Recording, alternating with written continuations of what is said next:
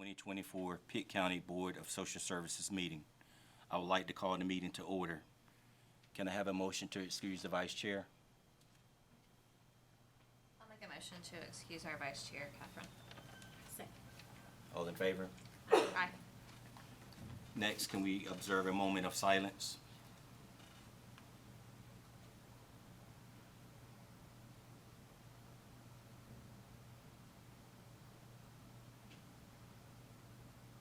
Thank you. Do we have any public comments? No, sir. You all should have received the agenda. Are there any changes to today's agenda? Can I have a motion to approve? Make a motion to approve the agenda. I'll second the motion to approve the agenda. All in favor? Aye. Thank you. You all should have also received last month's minutes. Are there any changes to the minutes? Can I have a motion to approve the last month's minutes? I'll make a motion to approve last month's minutes. Second. All in favor? Aye. Thank you. Next, we're going to have some recognitions. Okay. Hi, my name is Keisha Adams Counsel. I am going to do recognition of new hires on behalf of Sharon Rochelle, our director. So when I call your name, please step forward, introduce yourself, and tell us a little bit about yourself that you would like us to know. And we thank you for coming to Pitt County. Let's see. First, we have Chelsea Amato.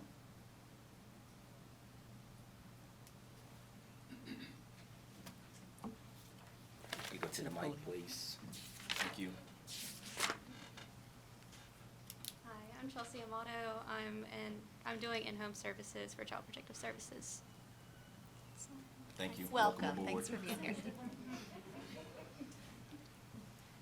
Lynette Strickland. If you tell us what area you're working for in the agency. I'm Lynette Strickland, and I was hired for the expansion in Medicaid intake over at Social Services. Thank you. Thank Welcome you. aboard. Welcome. Sabrina Robinson.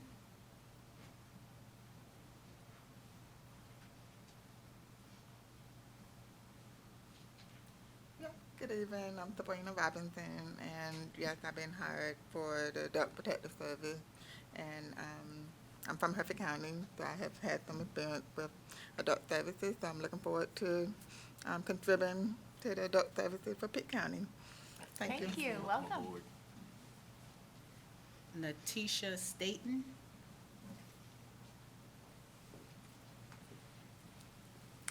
I'm Natisha Staten. I work for Family and Children's Medicaid at DSS. I have 7 years of experience. I had left for a little bit. I had a baby and got a chance to be home with him for 2 years. So I decided to come back to Pitt County, and I'm happy to be here. Happy to have you. Welcome. Let's see. Abigail Drury.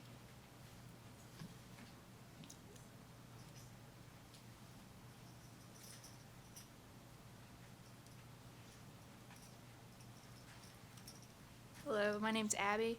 I am starting in the APS Adult Protective Services. Thank you. Thank Welcome. Welcome aboard. Tambrin Rogers. I don't think she's here. Erin Wise.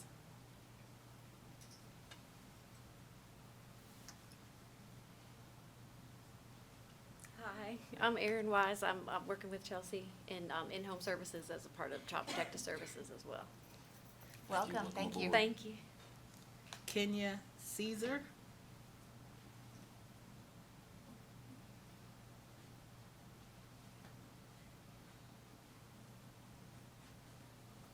Hi, my name is Kenya Caesar, and I am new to Greenville. I am with Keisha Adams' team on the 4th floor Child Protective Services. I've been in human services for over 15 years now, and I'm from Boston, Massachusetts, and I'm happy to be here in Greenville now. Welcome. We're Thank glad you. you're here. Welcome aboard. And that concludes our new hires. Okay. Next, we're going to have retiree proclamations.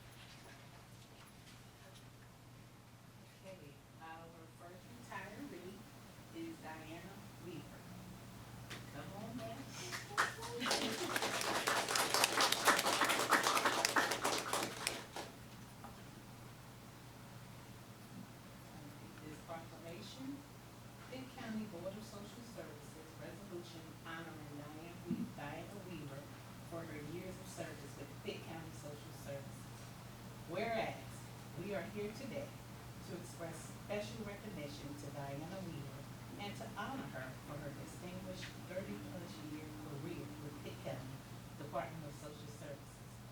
And whereas Diana Weaver began her career on October the 22nd, 1996 as an income maintenance caseworker 2. On June 25th, 2000, she was reclassified to an income maintenance caseworker 3. And on June 4th, 2006, changed to the position of child support agent 2. And finally was promoted to child support supervisor 1 on December 12th, 2021 until her retirement on February 29th, 2024. And whereas Diana Weaver has worked constantly for the betterment of children and families of the Pitt County Department of Social Services and the community.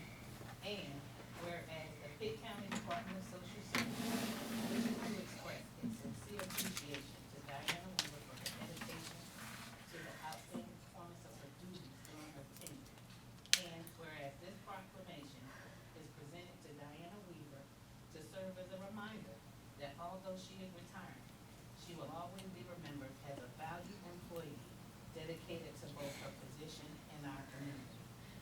Now, therefore, I, Keisha Adams Council, on behalf of Sharon L. Rochelle, Director of the Pitt County Department of Social Services, and on behalf of our governing body and the citizens of Pitt County, do hereby present this resolution to Diana Weaver as a testimony to the faithful and dedicated services which she has performed for the past 28 years, with our best wishes for continued success and happiness in the future. Congratulations.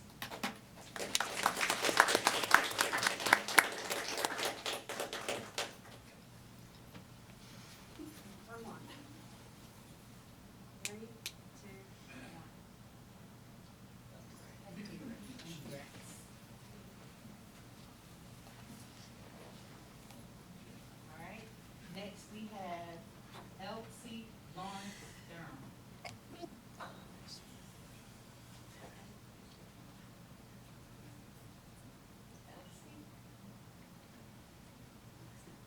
Okay. All right. One more.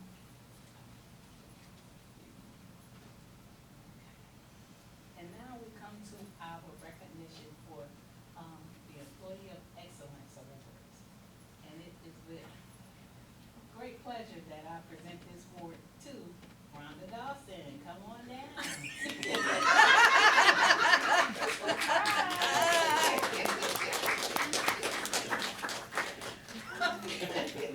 This is unexpected. Okay.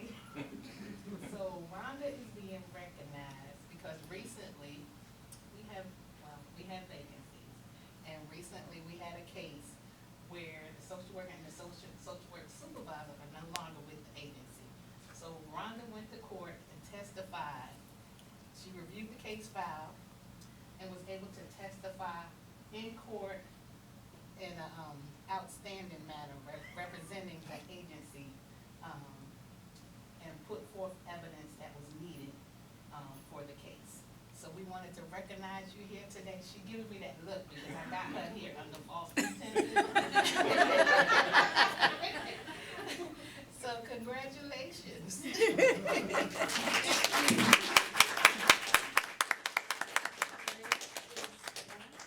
And one more. 3, 2, 1.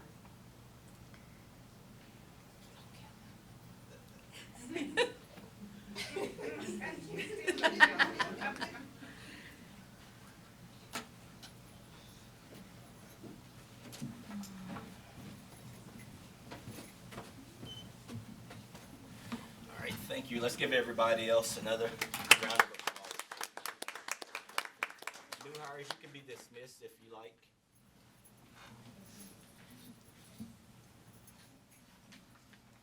Next, we're gonna have a department spotlight.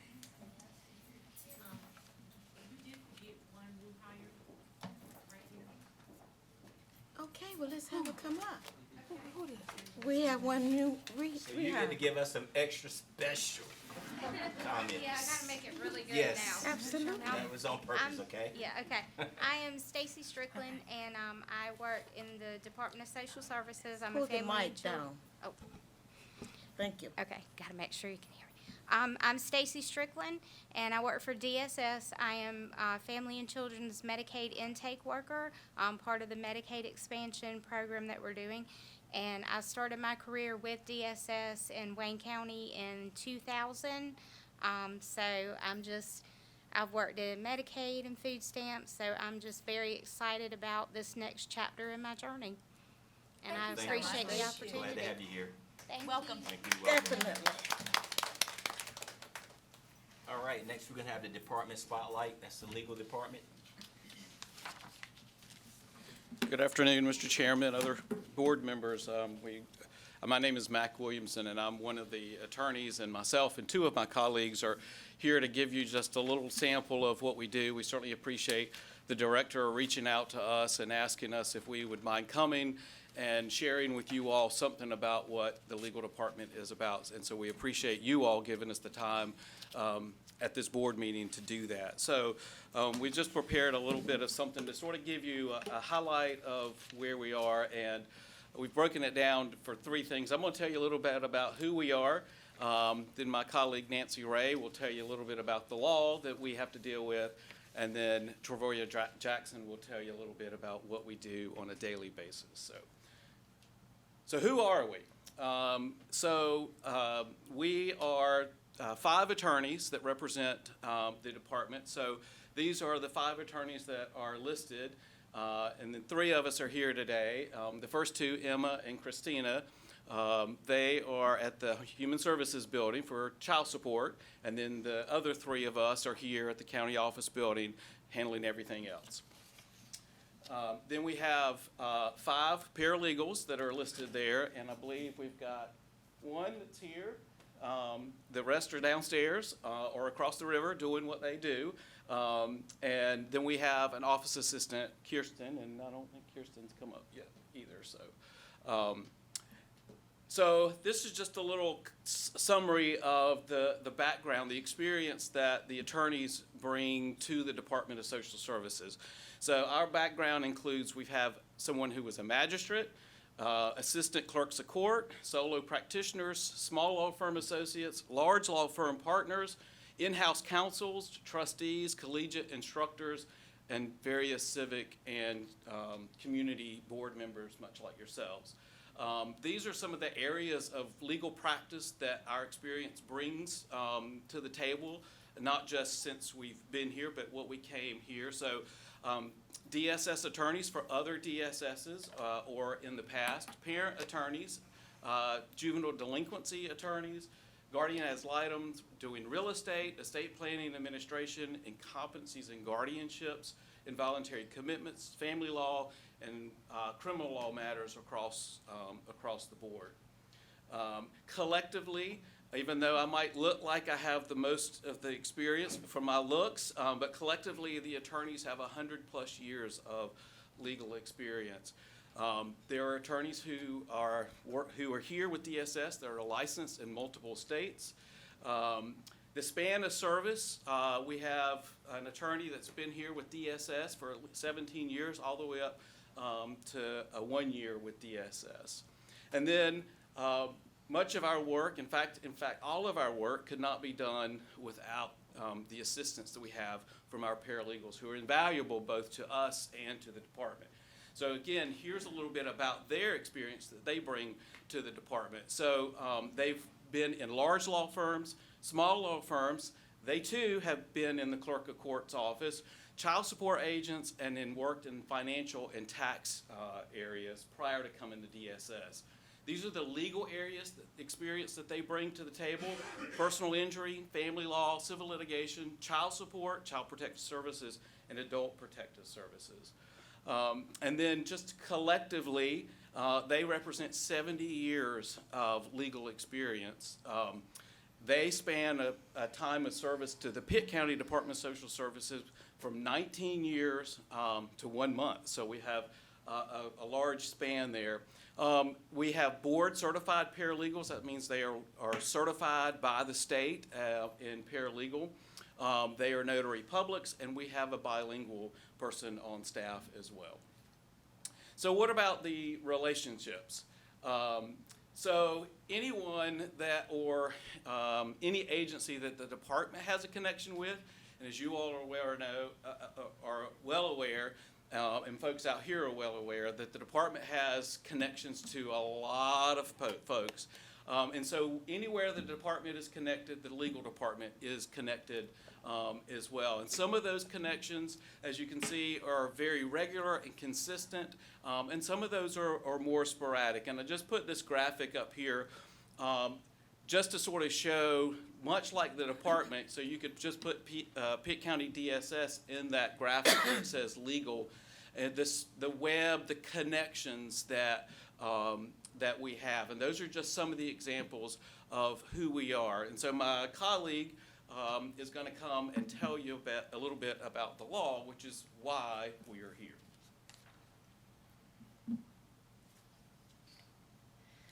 Good afternoon.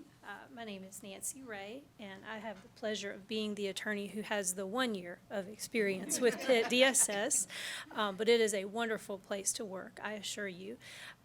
There are two things that I want you to remember in thinking about the law that I'm going to discuss. The first thing is that all of the statutes, regulations, policies that I will talk about probably have hundreds of cases associated with them. So not only do you need to know about the statute, you need to be able to read case law and remember the case law.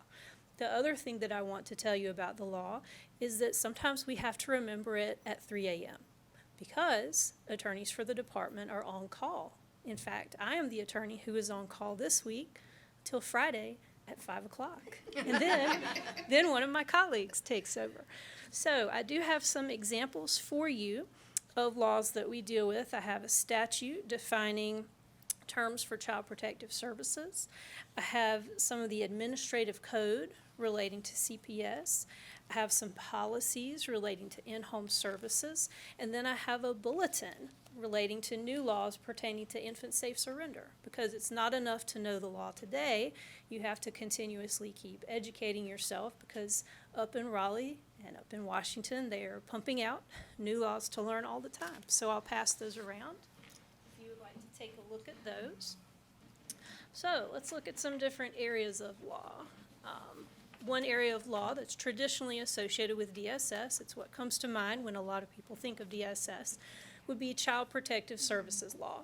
And this is state law, and it's also federal law. It governs investigation of CPS reports, services that we provide to families, and sometimes court actions that we have to file relating to families. So our most important law here probably is North Carolina General Statutes, Chapter 7B, Articles 1 through 14, 29 and 38. Also important would be the North Carolina Administrative Code, Title 10A, Chapter 70. And then you see some alphabet soup down at the bottom.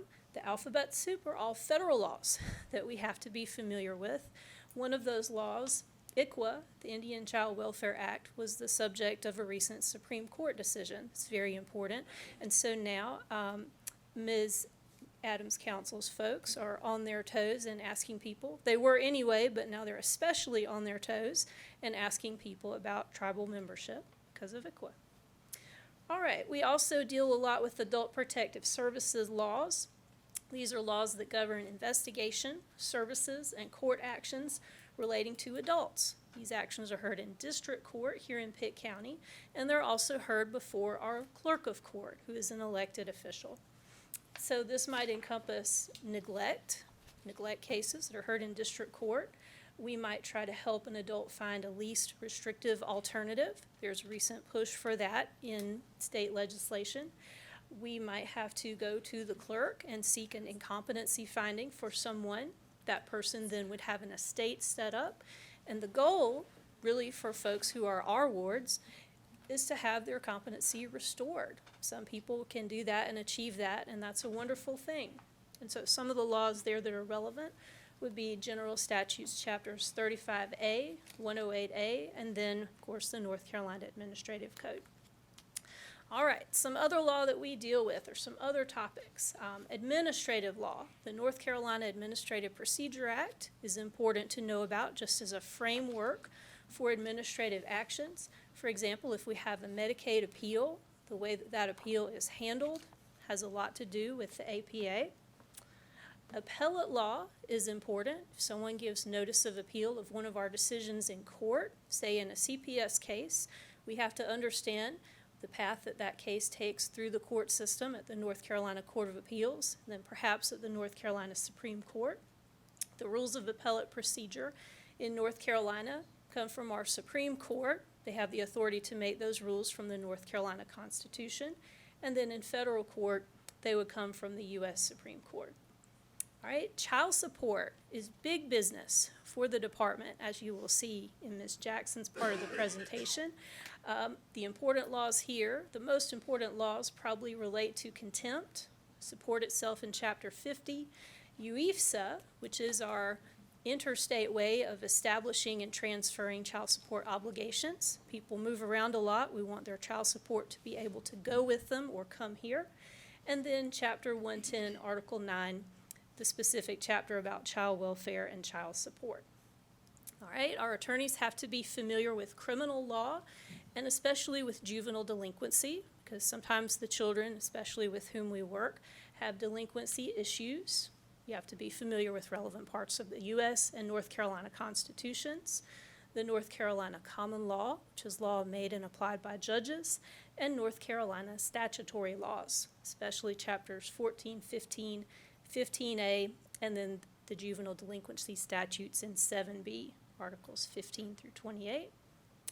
We have to know at least a little bit about family law, divorce, custody, and then a big topic that we have to know about is domestic violence. We have to be familiar with how to read domestic violence protective orders, how to interpret those for our client, and make sure that our client has the most updated order so that we are giving the best advice we can to folks we are trying to help. We also, and this is maybe a pet subject of mine because I used to be a magistrate, we have to know a little bit about small claims and especially about summary ejectment, landlord-tenant law. That's common law, that's small claims procedure. If you've ever been to small claims and thought, this seems like a whole different world, I've never seen a court proceeding like this before, you are not wrong. It has its own very specific special procedure that magistrates have to follow. And then Chapter 42 deals with landlord and tenant law. So it's a little bit about some of the laws we have to know about. Again, usually at 2 or 3 a.m. is when those really pressing questions come calling. I'll turn it over to Ms. Jackson for what we actually do here every day. Thank you. Good afternoon. I'm Travoria Jackson. I'm one of the attorneys here, as Mr. Williamson and Ms. Ray mentioned, and I have the pleasure of explaining to you all in this limited number of slides how we spend our 8 hours every day and how we spend our nights when we want to sleep, but our phone is ringing, so I'll try and make it make sense for you all, okay? As you see on the slide, of course, we're attorneys, so we provide legal representation in court for the department. We have routine, regular court dates that we are always present for both child support, child welfare, as well as APS and guardianship hearings. Child support has court every single Thursday in the month and then 2 Mondays each month. Child welfare has court every single Thursday in the month and then 1 Wednesday a month, as well as 1 Monday a month. And then APS and guardianship hearings are held at the hospital if the respondent is hospitalized at the time that we filed the petition, or at the courthouse, and those hearings are held on Mondays, Wednesdays, and Thursdays. Some other hearings that we have that are not so routine, but if the department has custody of a juvenile, or we have an adult that is under the department's care that is involved in some other type of court, as Ms. Ray mentioned, the department's attorneys will sometimes appear in those courts as well, maybe juvenile delinquency court, any type of criminal court, family court at some points. A lot of times we have social workers who get subpoenaed to come and testify about what they may know about a family, and so we have to coordinate with the attorneys in that family court case and see exactly what they are are requesting from the department, what they want to know from our social worker, and then we'll attend court with that social worker to make sure that they, say only what is requested of them and nothing more. We also are involved in administrative hearings. If we get information from our Medicaid staff or food stamp staff, they'll let us know if there's an appeal, whether a state hearing or a local hearing. We'll assist with those as well. We also are responsible for any subpoena production. So as we both, myself as well as Ms. Ray mentioned, if we receive subpoenas requesting documents from the department, it could be for any number of courts. It could be criminal court, delinquency court, a family court, whatever. If they're requesting confidential information from the department, we are responsible for receiving that subpoena, filing a necessary motion to make sure that we obtain a court order that will allow the department to release to the court the necessary information in a way that protects the department and do it in a timely manner. We also are responsible for redacting that information so that nothing that is supposed to be kept private, such as reporter information, social security numbers, anything like that, is released to the courts or to the parties in that case. We also just generally provide advice and counsel. Sometimes if you come down to A-Wing Hall, we may have our door closed, which means we provided a lot of advice and counsel, and we got to get some paperwork done. But they know that it's an open door policy. They all have our cell phone numbers. Like Ms. Ray mentioned, we're all on call. We rotate on call, and I'll talk about that in a minute. But they have our cell phone numbers, our desk numbers, our emails, and a lot of times we just get knocks at the door, even while we're cramming lunch down our throats. But it's fine. We love our social workers and our child support agents and everyone else. We also are responsible for assisting the department with its external contracts. We assist the administrative team with putting that package together, reviewing those contracts before they're routed to the county for signature and final execution with external vendors. We also draft and file pleadings across all units. So any petitions or complaints that initiate a court case, we are responsible for reviewing that information once we receive it from a social worker, a child support agent, whoever is giving us that information, and we put it into the necessary format to file it with the court. After we have hearings, we draft, circulate, and file court orders pursuant to the statutorily mandated time frames. We also, before going to court, prep the social workers and child support agents, whoever we are putting on the stand, to prepare their testimony. We want to make sure that they feel as comfortable as possible when they get on the stand, so that all they have to focus on is the information that they're sharing with the court. We also prep external witnesses that we may have subpoenaed. That could be doctors, that could be social workers from another county that were involved in a case. That could be supervisors and sometimes even program managers like Rhonda Dawson, who have to get on the stand. And then at some point, it's usually 10 or 11 o'clock at night, we take time to prep ourselves for a full day of court after prepping everyone else. We also train the staff on changes in the law and courtroom procedures as those arise. So there's not a necessarily routine time that we do that. Just whenever there are changes in the law that come about after we ourselves have been trained, we then turn around and train the staff on any protocol changes or legislative changes that will affect the work that the department does. As Ms. Ray mentioned, we do rotate on call, so there's always an attorney available to the department, whether it's just for answering a question, assuming custody of a juvenile, filing any type of paperwork that needs to be filed, if it can be filed after hours. So like I mentioned, they all have our cell phone numbers and they know how to find us. They have everything but our addresses and social security numbers, so they definitely know how to find us. Unfortunately, like Ms. Ray mentioned, she comes off on call Friday and I go on. So let's all knock on wood and hope we have a quiet weekend. So now I told you a little bit about, I know I was going fast, I told you a little bit about what we do. I'm going to show you our work a little bit. So for child support, last year we filed 677 complaints. And you can see the rest of the numbers as far as pleadings that were filed. But the most important thing for child support is how much money did we collect for the children of Pitt County, and that was $15,094,216 for fiscal year 22-23. For last year in Adult Protective Services and Guardianship, we filed 48 Adult Protective Services petitions.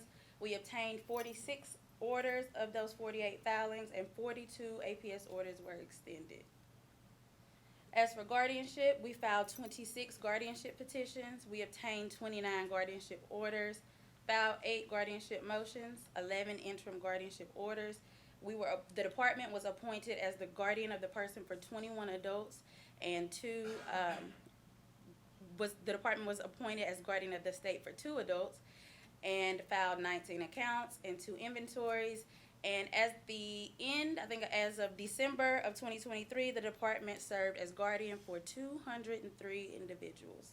And I know that the board has heard some previous presentation about the work that the Adult Protective Services and Guardianship Unit has done before. So throughout those shortages and them rebuilding their program, they still met the needs of those 203 individuals throughout last year. In 2023, child welfare was just as busy. We filed 108 juvenile petitions.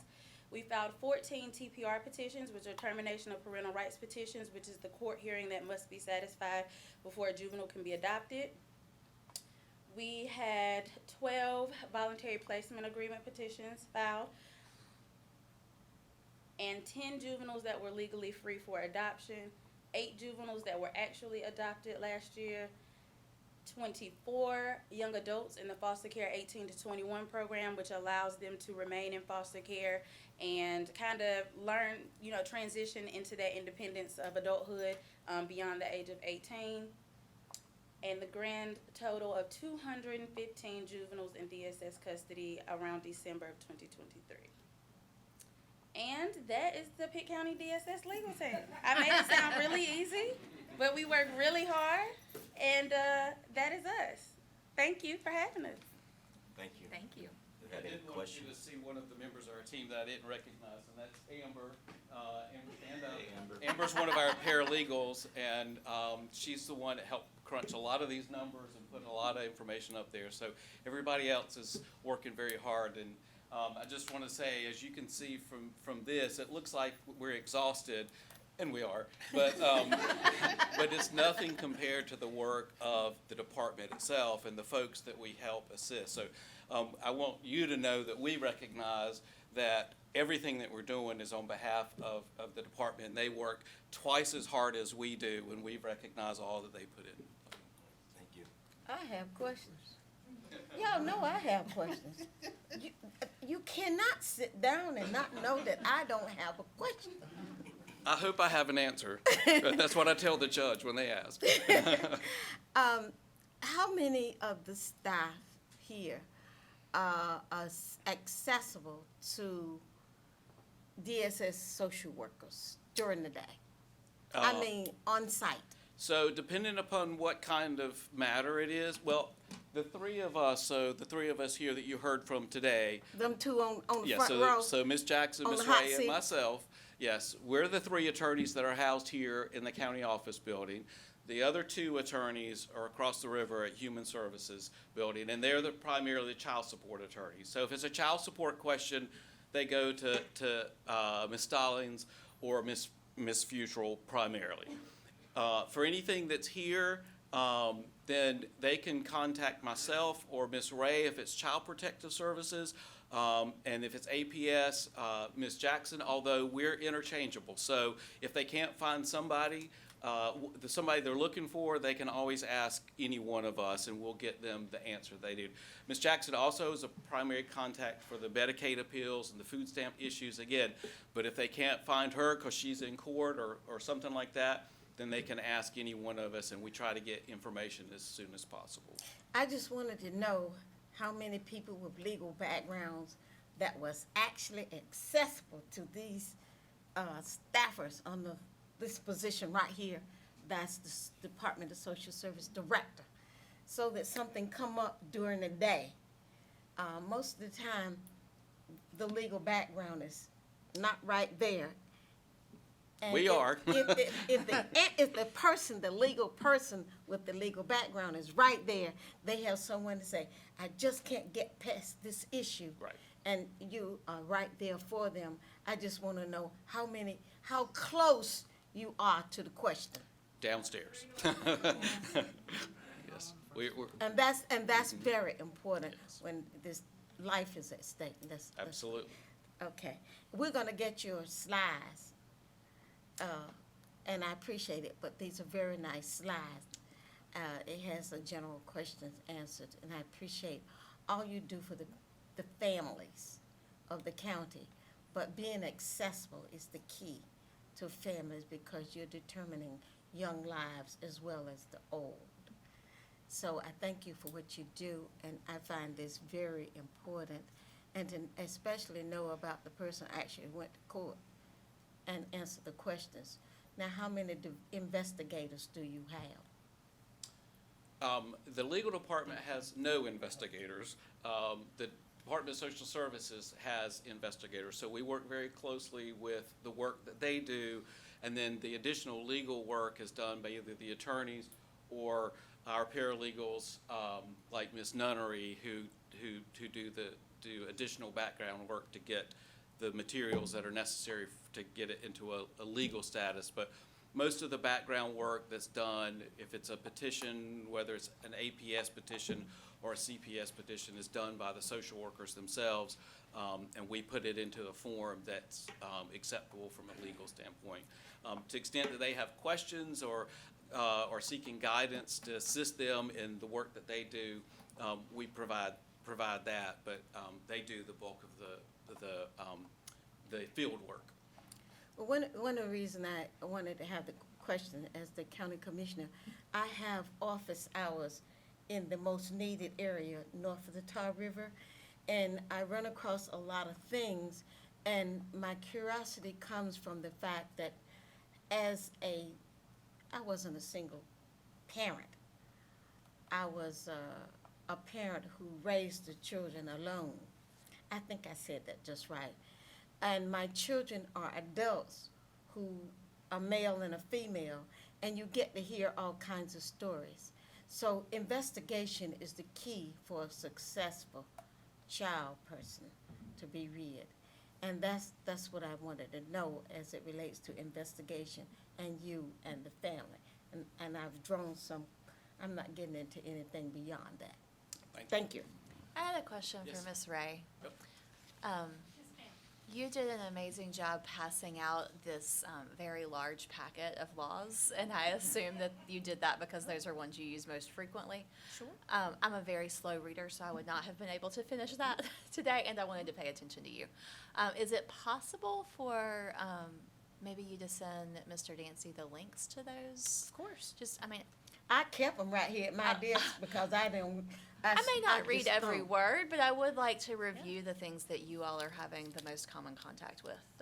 Yes. So I don't want to ignore that you did all of that preparation, but I wanted to really listen to you. In fact, if you would like, I can put together a listing of links of the most common resources that we use and forward it to Ms. Singleton, and she can send it out to everyone. I would ask Commissioner Perkins-Williams if I can have my copies back. I'm holding tight to them for a reason. I will get you a copy of them. But yes, ma'am, we'll be glad to send that out. Thank you so much. Yes, ma'am. Thank you, Legal Department. Next, we're gonna have items for report. Brian?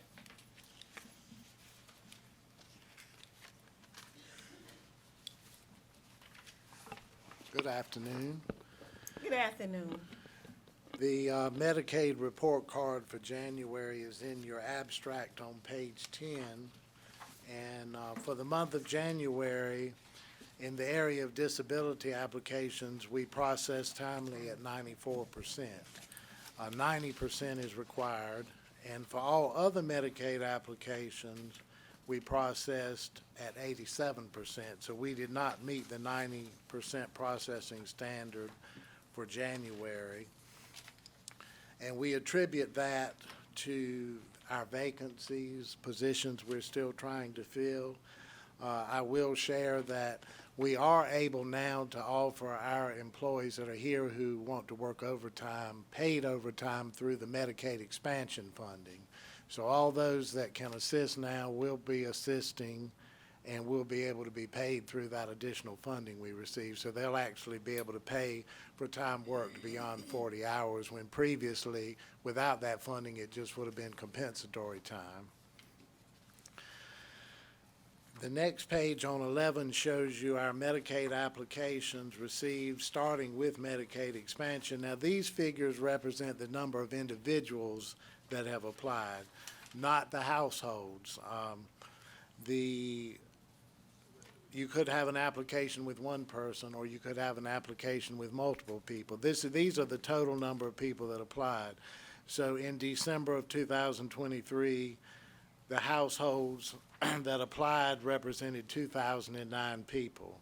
In January of 2024, households represented 1,349 people. So in December, we had 2,009 individuals, January, 1,349 individuals. And then you can see the processing numbers there. And as of February 1st, we had 2,853 individuals pending that have applied for Medicaid. I'll also share that during the month of February, we are interviewing for 14 positions in the Economic Services Division. So if an individual has applied for more than one vacancy, they come and do one interview, and they're considered for all positions they applied for. We have 5 in the Medicaid intake area that are vacant.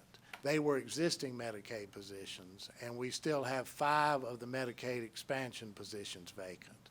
So of the 13 Medicaid expansion positions we received, 8 have been filled and 5 remain. And for the final 5, we have had to repost those. Those are being reposted this week. So we are working to fill the Medicaid positions so we can get the workforce up to the point where the volume that's coming in is more manageable. And I'm happy that the 3 people who introduced themselves today from Economic Services, all 3 of those have had previous adult Medicaid or Family and Children's Medicaid experience. So we were happy that we could bring them on board, already bringing that experience with them. On page 12 is the Low-Income Energy Assistance Report. As of the end of January, we had assisted 2,428 households with low-income energy assistance in the amount of $894,000. And there was $680,648 remaining at the end of January.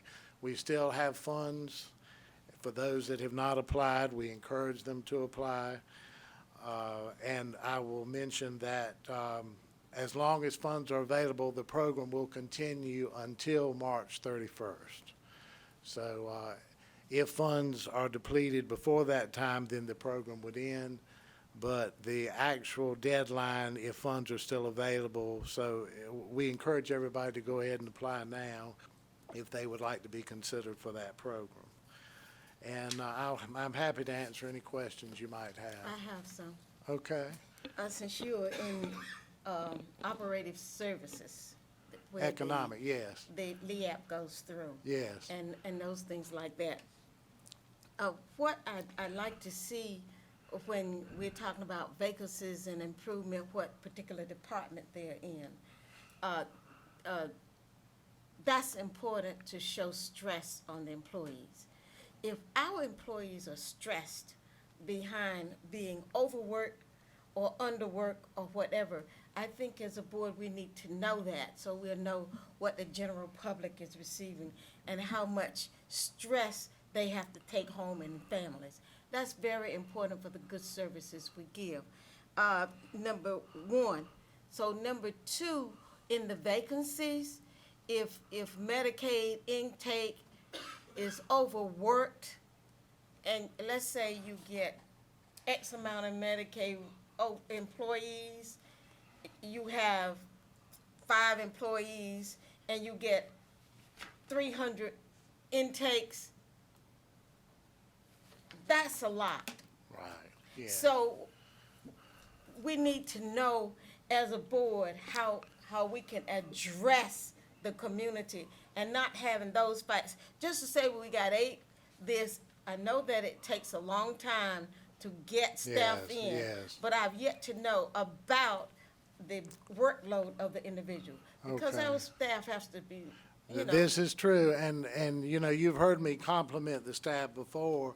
They are doing to their ability what can be done. As human beings, we can only process so much, and they're not being expected to do beyond what would be reasonably expected to be done.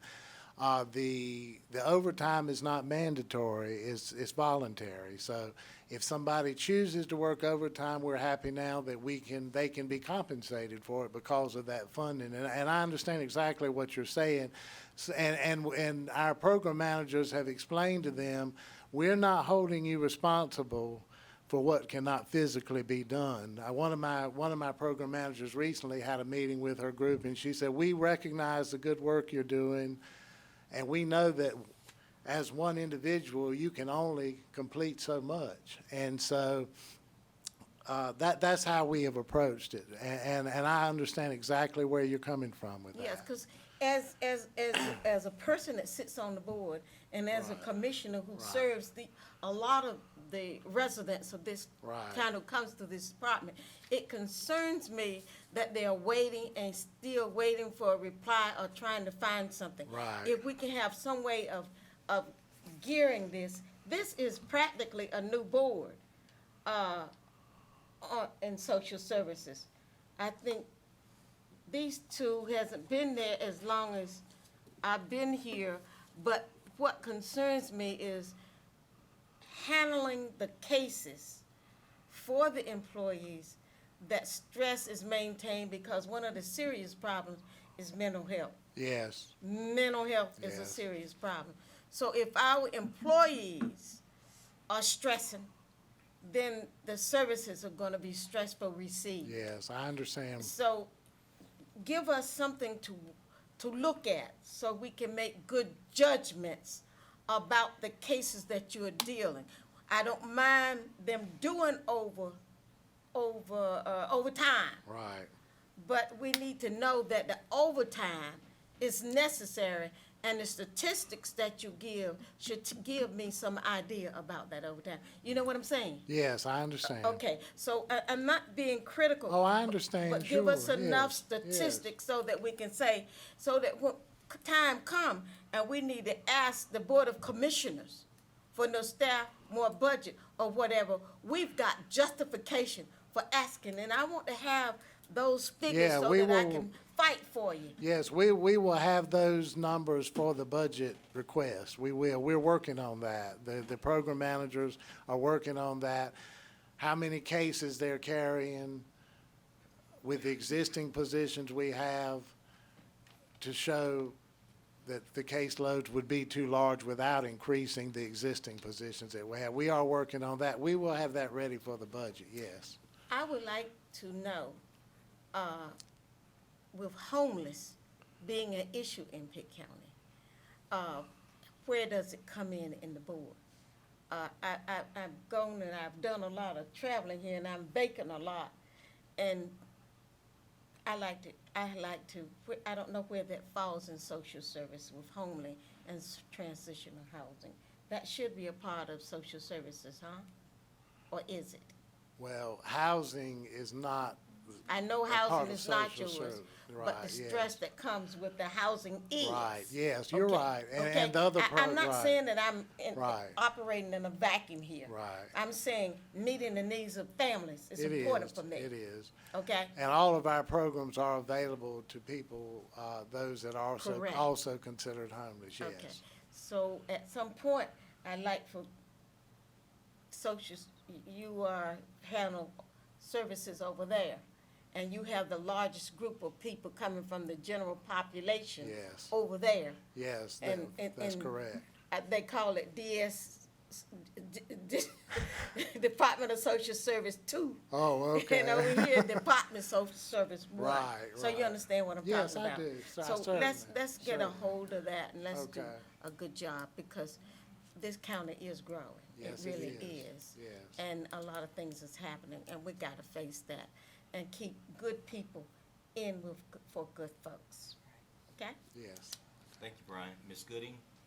Thank you.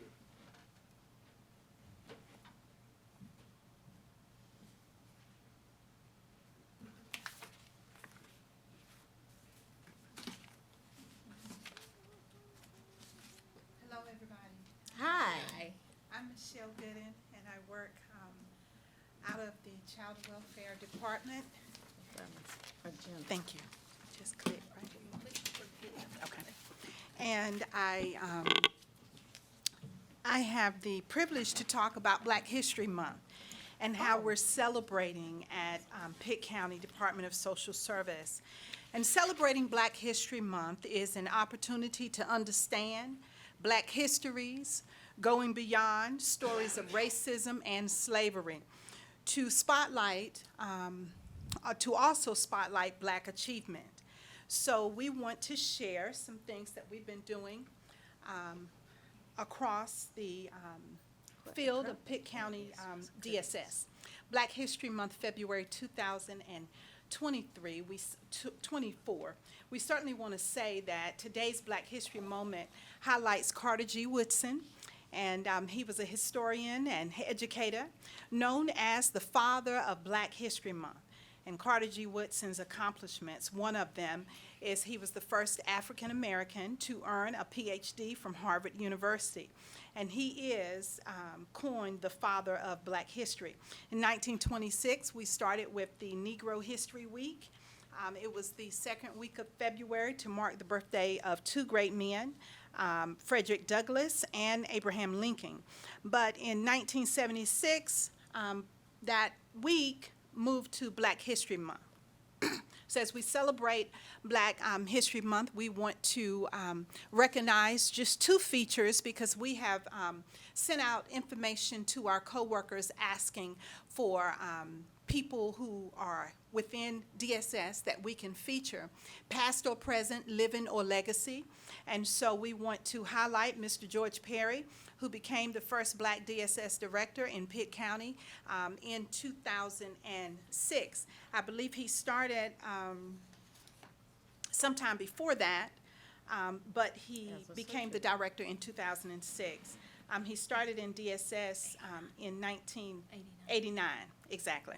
So thank you, Mr. Perry, for serving us. Also, we highlight Chandra Mewborn, who in April of 2022, the county started a Employee of the Month program, and she was the first Employee of the Month, so that's our Black girl magic there.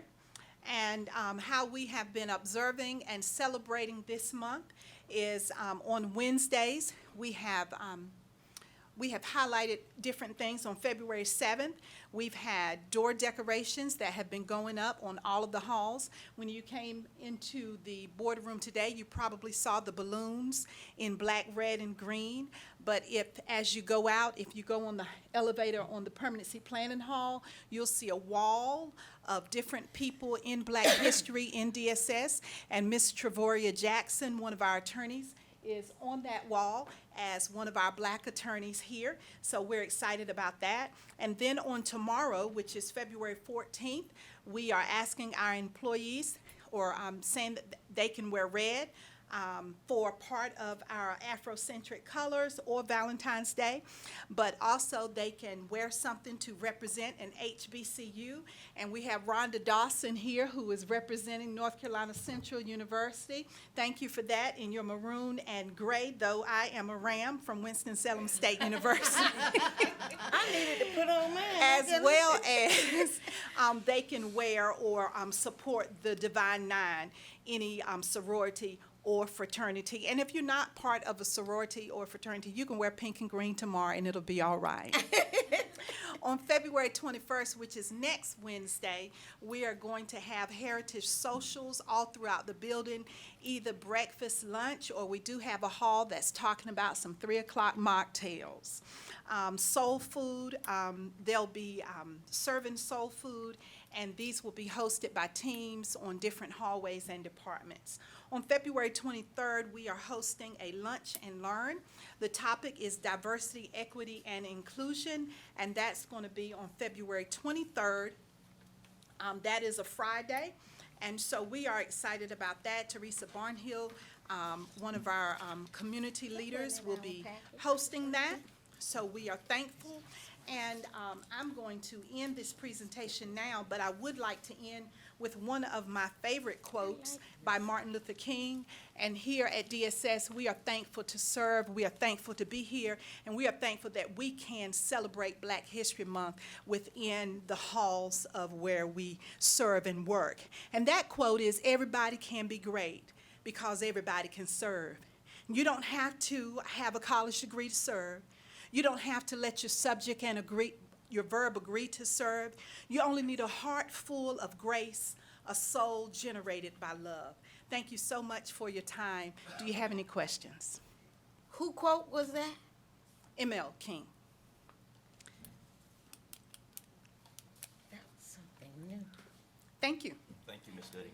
I don't know who thought about that, but I can hardly wait to hear about March and what's going to be on for that now, because I fall into all them categories right there. This is the first time I've heard that. My compliments to the staff and our director, Sharon, for that vision, because she has to make that happen. And I'm glad the uplift for people who serve out of DSS. That gives us some hand of getting to know that issue. for us. Absolutely. We certainly wanted to celebrate Black History Month, but we do want to say that the extensive programs, though we collectively came up with those, but it is the brainchild of our director, Sharon Rochelle, who always. I did not know that. See there? Oh, she always promotes diversity within us, and we are thankful for that. It's good for the children. Thank you, Ms. Goody. Thank you. Next, we'll have the director's report.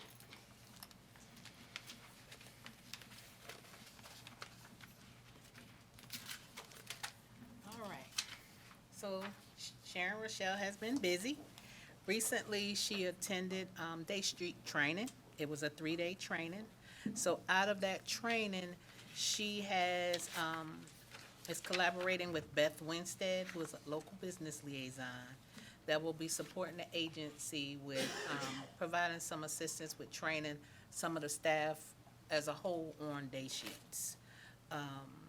With this day sheet training, we are looking to have staff complete day sheets daily, because I don't know if you all know, day sheets is where we get our reimbursements from the federal government and the state to fund social work staff. Let's see, all program managers are gonna receive the same training. They're gonna learn how to read the Form 411. They're gonna learn a variety of different codes to show how to draw down more funds for the different areas that they represent. In the day sheet codes, we have certain codes that we use on a regular, but with this training that she's received, we will learn how to use additional codes that we not necessarily use in the past to draw down more funds. There's gonna be some training so that our program managers will understand how to read the budget to see what they've spent versus how much money is left available for them to spend. And all managers will receive and attend MAC training, which go along with the funding piece. Matt training? MAC training. And Tanya Cannon is working on the budget. She's here with us today. She's working on the budget for the upcoming fiscal year. Beth Winstead, again, will be assisting the fiscal unit with working on that budget and providing some other training. Ms.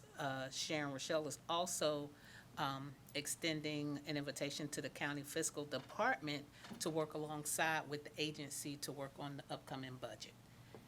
And she is also looking at creating some standard operating procedures for the fiscal department so that as, you know, staff retire or go to different positions within the agency, we'll have some standard operating procedures for people to follow.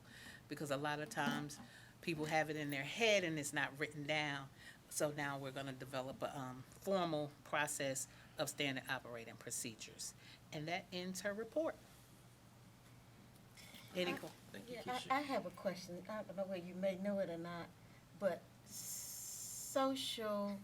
Department of Social Service have an HR person, is that correct? Yes, Do you know who that person is? Aisha Jones. Okay. She, She's on the first floor. She's right across the hall from. Aisha Jones. She's Okay. right across from Jenna's office. Any questions for Keisha? Thank you, Keisha. Next, we have board member comments.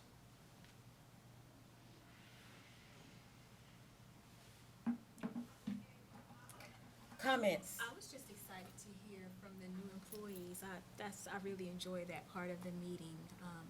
So welcome to the new employees. It looks like they're gone already, but I really enjoyed that. And then also celebrating the retirees excuse me. and their years of service. I It's don't- really I don't- wonderful. I don't mean, I'd hate to cut my colleague off, but could you put a microphone close, because I don't want these people when Yes, get I up just here wanted to they say I they really hear you. enjoyed hearing from the new employees. Always enjoyed that part, and also the celebration of those that are retiring, and just letting them know that we appreciate their service. I really enjoyed that. Thank you. Thank you, Candace. And I think my folks have also left that I was going to speak about, but I really appreciated hearing from the legal team. I think that they do a lot of behind-the-scenes work that we don't always think about on a day-to-day basis. But they work so closely hand-in-hand with our social workers. And it was great to learn more about the ins and outs of what they do each day, and I look forward to the resources that they can send us to just learn more about their role here at DSS. Thank you, Colleen. I'd like to say that I like all of the changes that I'm seeing come forward. And having been on this board for some time, and I'm looking for progress and productivity and things that make the residents feel good at the same time. Because if you never change, you never get a different viewpoint. And I'm liking what I'm seeing, and I'm looking forward to all those things that Ms. Rochelle is working towards getting for us here in Pitt County. Some people worried because she did not come out of this county, but she's doing one, I won't say a bad word, a good job getting it done. And I think when you start venturing out, that gives motivation, and we are under pressure as it relates to service to service, because this society is living in a very stressful time. And I'd like to thank every single person who has something to do with social services, because it is not easy. And I get to hear both sides of the coin when it gets flipped and bounced, because it bounces around among us. You are to be congratulated, and I really want you to know that the community is watching, and the community is looking, and you are appreciated, whether you hear it or not. And I just want to say that, because I haven't said it in a long time, but I've heard some good things. And then there's been some very stressful things, because people are still leaving this earth. So for all of you who are working with social services, and all of you who are receiving the services, be patient. Be patient. The Supreme Being is not finished with us yet. Thank you. Thank you. Thank you. Closed session? Do we have a closed agenda? Yes. We have a closed We Mr. Chairman, are we finished? No, ma'am, we have a closed session. I'll get ready to make the motion that we go into closed session and give our guests time to, who's gonna be here? I'll second the motion. Okay, and I've got to read the statement. That's right. It is suggested that the board go into closed session pursuant to North Carolina General Statute 143-318.11A6 to consider the qualifications, competence, performance, character, fitness, condition of appointment, or condition of initial appointment of an individual, public officer, or employee, or prospective public officer or employee. And General Statute 143 318.11, A1 to prevent the disclosure of information that is privileged or confidential pursuant to the law of this state or of the United States, or not considered a public record in the meaning of Chapter 132 of the general statute. Thank you. So we gotta wait for them to go on. Yes, Madam Clerk, Yes, ma'am. I would like for each one of us to get a copy of this. Yes, ma'am. Thank you. I make a motion to adjourn. I second. All in favor? Aye. We stand adjourned.